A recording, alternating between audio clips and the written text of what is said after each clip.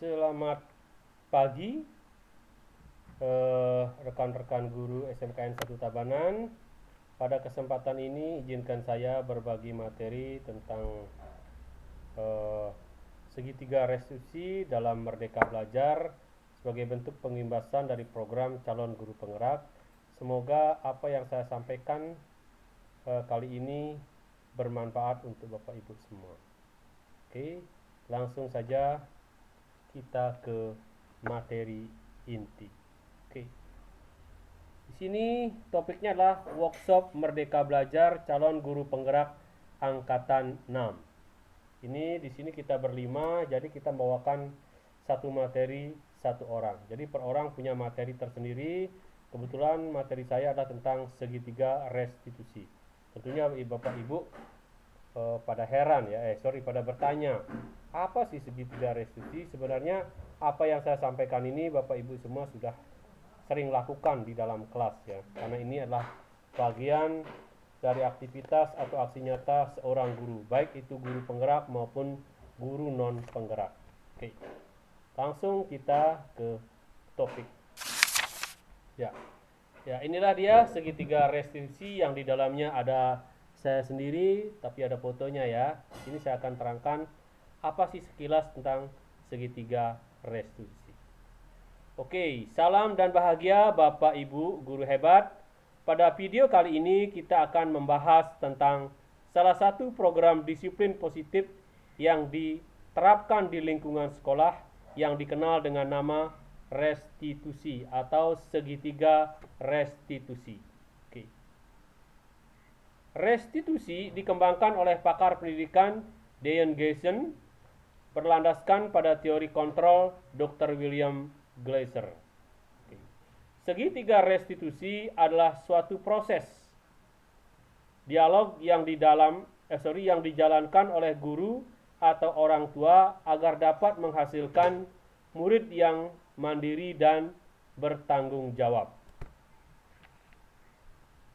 Pada saat guru di posisi manajer, aspek yang dikembangkan pada murid adalah motivasi intrinsik, sehingga penanaman nilai-nilai kebajikan dapat tumbuh dan berkembang menjadi suatu kebiasaan positif yang akhirnya membentuk karakter murid. Proses dialog ini terdiri dari 3 langkah yang digambarkan pada ketiga sisi pada segitiga restitusi. Sisi pertama adalah menstabilkan identitas. Sisi yang kedua adalah validasi tindakan salah, dan sisi yang ketiga adalah menanyakan keyakinan.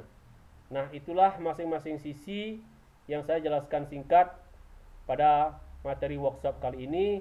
Sebelum kita akan bahas tuntas apa sih segitiga restitusi tersebut. Oke.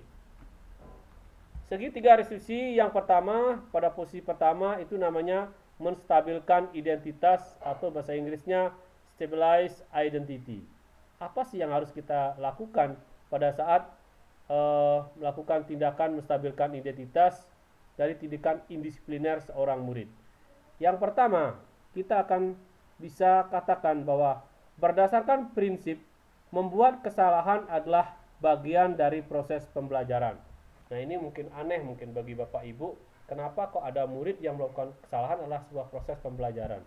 Karena kita harus sadar bahwa di dalam hidup kita ini ada yang namanya elemen positif dan elemen negatif, di mana setiap tindakan atau setiap case pasti punya dampak negatif dan positif, baik bagi si pelaku maupun bagi untuk orang lain. Nah, itu maksudnya. Yang berikutnya, berperan menggeser identitas murid dari identitas gagal ke identitas sukses. Nah, ini yang disebut dengan menstabilkan identitas. Kita harus stabilkan, harus seimbangkan identitas dari anak tersebut saat dia melakukan tindakan indisipliner. Dari identitas gagal, kenapa disebut gagal? Karena dia melakukan tindakan indisipliner. Kita arahkan mereka agar bisa merubah statusnya menjadi identitas sukses. Nah, itu maksud menstabilkan identitas. Poin yang ketiga, jangan mengkritik murid yang sedang mengalami identitas gagal. Artinya begini, Begitu kita entah sebagai guru, wali ataupun kepala sekolah di saat menemukan murid langsung atau secara tidak langsung, terlebih secara langsung dia melakukan tindakan indisipliner, kita tidak boleh mengkritiknya. Tapi kita harus posisikan diri kita, kontrol diri kita sebagai teman ataupun sebagai sahabat agar pendekatan yang kita lakukan kepada anak itu lebih humanistik atau humanistic approachment, agar rasa kemerdekaan mereka, kesadaran mereka yang ingin kita dapatkan dari motivasi intrinsik itu benar-benar lahir. Bukan dia sadar karena paksaan, bukan dia mengerti karena kritikan, tapi dia akan sadar karena rasa pikiran kita yang benar-benar bijak. Nah, itulah yang dimaksud dengan menstabilkan identitas. Inilah ketiga tindakan yang harus kita lakukan. Untuk melakukan ketiga tindakan ini, kita bisa mengadakannya dengan mengajukan beberapa pernyataan, bukan pertanyaan. Di saat ada seorang murid atau sekelompok anak melakukan tindakan indisipliner, kalau kita menggunakan segitiga restitusi yang pertama, menstabilkan identitas, kita bisa menyampaikan atau mengungkapkan beberapa pernyataan. Pernyataan yang pertama, membuat kesalahan sesuatu yang wajar. Jadi kita harus bisa berjiwa legowo, berkesadaran tinggi bahwa anak yang melakukan kesalahan kita masih sebut dia wajar. Karena apa? Karena setiap orang tidak akan luput dari sebuah kesalahan. Jadi kita tidak boleh ngeblame, kita tidak boleh ngejudge, apalagi mengkritik dan menghardik. Inilah konsep pembelajaran yang memanusiakan manusia, bukan pendidikan yang mengkerdilkan manusia. Oke, pernyataan yang kedua. Manusia tidak ada yang sempurna. Ini sempurna ya, bukan sempurwa. Karena laptop saya pakai aplikasi Bali Simbar, jadi begini kalau ketiknya ya. Harus lupa edit script. Manusia tidak ada yang sempurna, karena yang sempurna hanyalah rokok. Artinya apa? Baik murid ataupun guru itu punya sisi kelemahan dan kelebihan. Yang berikutnya, kita bisa memperbaiki masalah ini. Nah, artinya setiap ada tindakan indisipliner, kita harus berjiwa besar. Harus selalu senyum. Senyum, sapa, dan salam. Karena dari senyum, sapa, dan salam akan tercipta suasana tenang, maka rasa nyaman itu akan datang. Oke. Yang berikutnya, saya tidak menanyakan kesalahannya, tapi saya lebih fokus bagaimana menyelesaikan masalahnya. Maksudnya, ketika kita menemukan murid melakukan sebuah kesalahan, kalau kita mengambil posisi segitiga yang pertama, menstabilkan identitas, kita sebagai seorang guru tidak menggali data apa yang menjadi kesalahannya dia atau mencari-cari kesalahannya bahkan ngeblame, tidak, tapi kita akan cari win-win solution. Kita akan gali, kita akan yakinkan untuk dia mau melakukan perubahan untuk mencari sebuah problem solving. Oke, berikutnya, apakah saat ini kamu merasa menjadi orang baik untuk dirimu sendiri?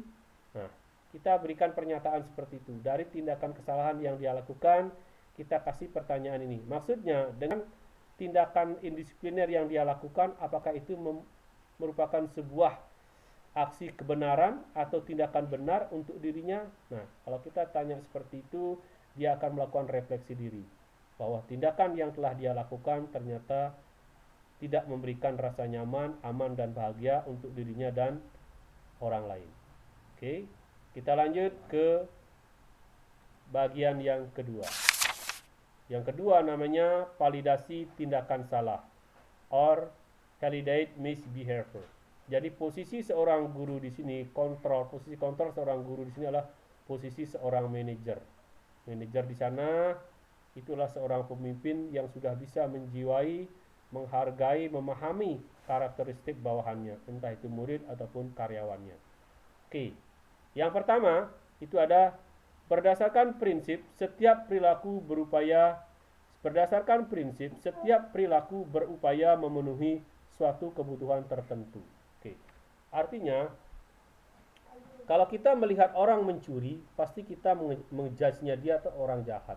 Tapi kalau kita setelah selami kenapa dia melakukan pencurian, setelah kita tahu motif yang mendasari dia melakukan itu, baru kita sadar kalau tindakannya itu tidak 100% benar. Salah itu maksudnya ya. Oke, berikutnya, guru akan bergeser dari pemikiran stimulus respon menjadi proaktif. Artinya, pola pikir guru atau mindset guru dalam menghadapi tindakan indisipliner anak akan dia lebih proaktif. Artinya, dia lebih memposisikan diri sebagai orang tua di mana baik buruk itu adalah tetap menjadi bagian dari kita. Yang berikutnya, mengenali dan mengakui kebutuhan murid ini dapat memperbaiki hubungan dengan murid. Oke. Apapun yang menjadi tindakan indisipliner seorang anak, kita harus kenali, kita harus akui bahwa kebutuhan murid ini dalam hal melakukan tindakan indisipliner dapat memperbaiki hubungan dengan murid. Karena kalau kita sudah dekat dengan murid, murid itu pun semakin merdeka untuk menyampaikan keluh kesah terkait permasalahan yang mereka hadapi. Oke. Berikutnya, dalam melakukan aksi sebagai seorang manajer dari posisi kontrol guru terhadap segitiga restitusi yang kedua ini, ada beberapa pernyataan yang kita bisa ajukan. Oke, dalam case handling ya. Yang pertama, kamu bisa saja bertindak lebih gegabah dari hal ini. Maksudnya begini, ketika anak melakukan suatu kesalahan, jangan sebut kalau kesalahan itu adalah kesalahan yang benar-benar fatal. Tapi kita harus berani mengakui bahwa dia bisa berbuat lebih nakal atau lebih jahat dari hal ini. Oke. Yang berikutnya, kamu bukan melakukannya tanpa alasan tertentu. Nah, seperti yang tadi saya bilang, setiap tindakan yang dilakukan anak pasti punya maksud dan tujuan tertentu.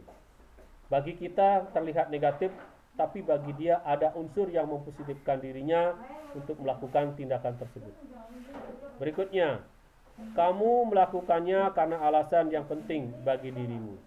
Oke, seperti yang pertama saya bilang, seorang maling, apapun malingnya itu, kalau dia melakukan suatu aksi, pasti ada tujuan yang sangat penting yang harus dia lakukan dengan mencuri. Berikutnya, mungkin kamu bisa mempelajari suatu perilaku baru yang lebih efektif. Bersediakah kamu mempelajarinya? Nah, kita kasih pernyataan seperti itu. Dalam artian, mungkin tindakan indisiplinnya dia suka saat ulangan, dia suka nyontek. Nah, kita kasih statement seperti ini. Mungkin kamu bisa mempelajari suatu perilaku baru yang lebih efektif. Nah, lebih efektif dari perilaku itu tergantung dengan case-nya. Kalau dia nyontek, ya kita arahkan dia untuk belajar. Berapapun hasilnya tidak jadi masalah, yang penting niat dan usahanya itu benar. Itu maksudnya ya. Oke, kita lanjut ke sisi yang ketiga. Itu menanyakan keyakinan or seek belief ya. Oke, pada segitiga restitusi yang ketiga, ini ada dua poin. Teori kontrol menyatakan bahwa pada dasarnya kita termotivasi secara intrinsik.